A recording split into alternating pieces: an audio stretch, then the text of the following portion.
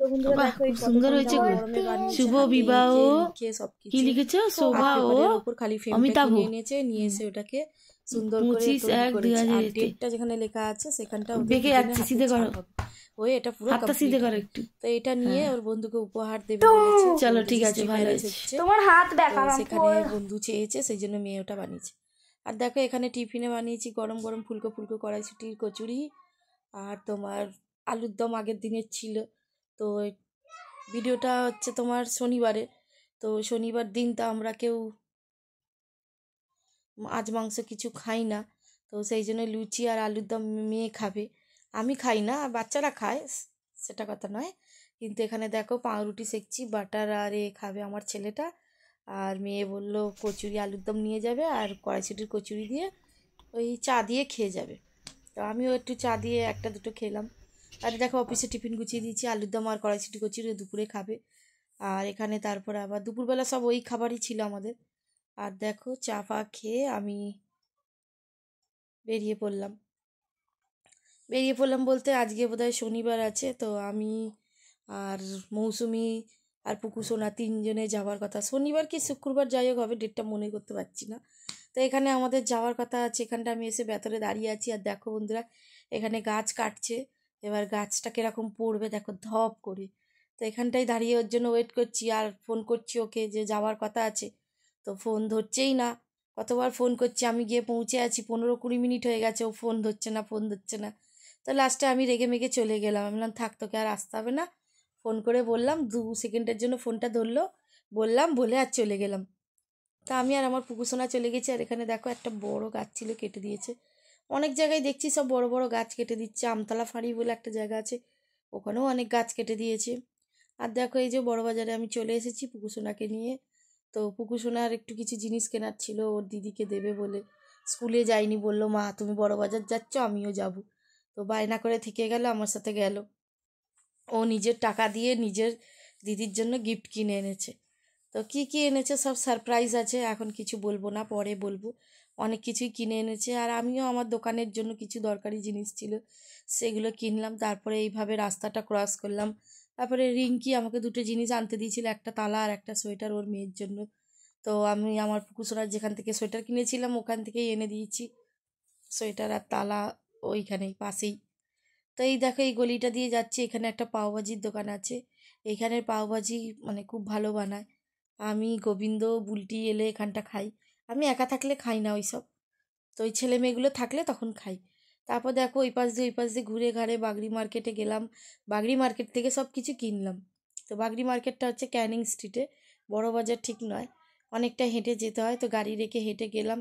তো আমার পুকুসোনা তো হাঁপিয়ে গেছে, অত হাঁটতে পারে না, অত মানে জার্নি করতে পারে না। তো এখানে দেখো আমরা একটু আখের রস খাচ্ছি দুজনে চেস করে। আর এখানে দেখো আমার মেয়ে অফিস থেকে চলে এসেছে, আর ওর বোন অনেক দিন ধরে একটা গিফট চেয়েছে, তো এই যে অনলাইনে অর্ডারটা এসছে, অফিসে বসেই ওখানে মানে বুক করেছিল অফিসের অ্যাড্রেস দিয়ে, আর এই দেখো নিয়ে এসছে। তো কী গিফট এনেছে চলো খুলছে তোমাদেরকে দেখাচ্ছে।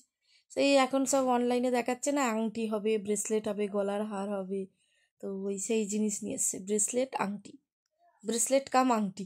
তো এটা নিয়ে এসেছে, কিন্তু দুঃখের বিষয় এত জোরে আমার মেয়ে টেনে ফেলবে, জিনিসটাই মানে সেই দিনেই 1 ঘন্টার মধ্যে নষ্ট হয়ে যাচ্ছে। আমি তো ভয়েসটা পরে দিচ্ছি, সেই জন্য তোমাদের শেয়ার করে দিলাম কথাটা, যে দিদি এরমভাবে ঘুরিয়ে ঘুরিয়ে খুলছে আর ও ঘপাত করে খুলে দিয়েছে, ব্যাস 1 ঘন্টার মধ্যে জিনিসটা পুরো খারাপ হয়ে গেল, অত টাকা দিয়ে কিনে। যে আংটি হিসেবেও পরতে পারবে, ব্রেসলেট, খুব সুন্দর জিনিসটা ছিল। তো দেখো গিফটটা পাওয়ার পর কি খুশি, ও দিদিকে কি পটাচ্ছে, একদম চুমু টুমু দিয়ে পটিয়ে দিল। আর আমি হাসছি ওদের রকম সকম দেখে। আর দেখো এখানে রিঙ্কু এসেছিলো একটু দেখা করতে, আড্ডা দিতে, আর এখানে রিঙ্কি আড্ডা দেওয়া হয়ে গেছে। আর মেয়েও অফিস থেকে তাড়াতাড়ি চলে এসেছে। আর আমি বড় বাজার গেছিলাম, আমাকেও তাড়াতাড়ি আসতে হয়েছে, কেন কি এরা একটু অফিসে একটু আগেই ছুটি নিয়ে ওরা দুজনে মানে ওই যাচ্ছে অ্যানিভার্সারি পার্টিতে। ভুল বললাম, অ্যানিভার্সারি নয়, ওটা কি ছিল জানো, রেজিস্ট্রি ম্যারেজে যাচ্ছে। তো এই যে পুকুসোনা আর ও আর আমাদের ওই যে ছেলেটা, ওরা তিনজনে মিলে যাচ্ছে, তিনজনেরই নেমন্তন্ন, আমাকে আর নেমন্তন্ন করেনি। তো তিনজনে যাবে, আর আমি ভিডিও করছি, দেখো আমার গাড়িতে তো তিনজন হয় না, তো ওই জন্য পুকুসোনাকে সাইডে করে দিচ্ছে, আর যেহেতু মেয়ে শাড়ি পরেছে একদিক হয়ে বসবে, তো ওইভাবেই যাচ্ছিল।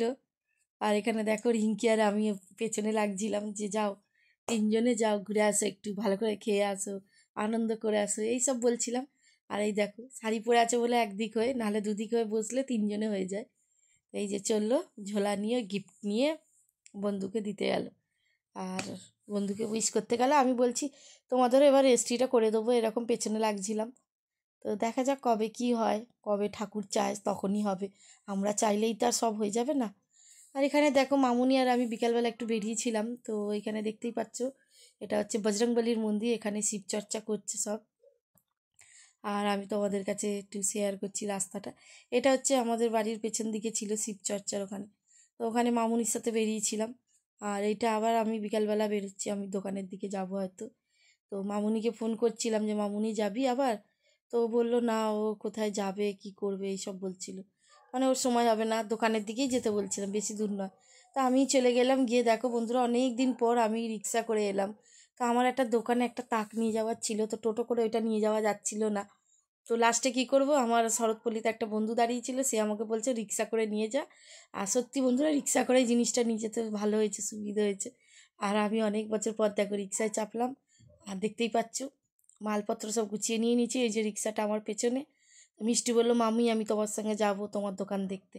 তো ওই যে মিষ্টুকে নিয়ে আমি যাচ্ছি, আর ওই দেখো আমার রিক্সাতে আমার তাক আর একটা চেয়ার আর একটা ভাঁড় ফাঁড় রাখার জন্য একটা ঝুড়ি, এইসব। তারপর দিয়ে টিয়ে মামুনির সঙ্গে দেখা করতে এলাম আবার। যে ও ডাক্তার দেখাতে গেছিলো সন্ধ্যেবেলা, ডাক্তার কি বললো শুনবো বলে ওর বাড়িতে গেলাম। আর দেখো এখানে চিন্টু কি সুন্দর খেলছে একা একা, গাড়ি চালানো খেলছে ডেচকি নিয়ে। বলছে আমি গাড়ি সাইড করে দিলাম, আমি ধাক্কা মারিনি, ধাক্কা লেগে যাবে এই